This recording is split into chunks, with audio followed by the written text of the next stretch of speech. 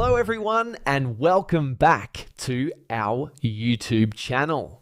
In this video, I'm going to show you how to fix Instacart Groceries app not working. First, to resolve this issue, we will first head over to our device settings. From here, scroll down and tap on General. Once you're in the General Settings tab, look for iPhone Storage option and tap on it. Over here, you can either search for the app or you can scroll down and look for it.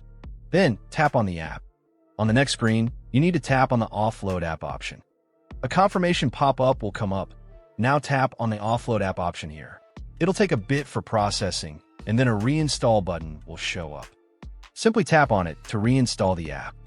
This should resolve the issue, but if it doesn't, then you need to check if the app is running an older version. Head over to App Store. From here, double tap on this search icon in the bottom right corner, and then search for the app. Once the app comes up in the search result, and if you see this update button right next to the app, simply tap on it to make sure you're running the latest version of the app.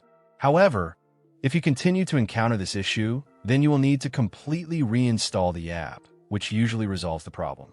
Head over to this screen the way we did before, and over here, tap on the Delete App option here to uninstall the app from your device. A confirmation pop-up will come up.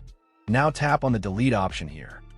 Once uninstalled, open up App Store and search for the app in the search bar.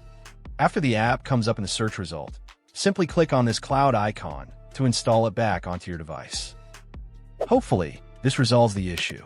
If it does, consider sending a super thanks to support our channel. And also don't forget to hit the subscribe button. We'll see you in the next video.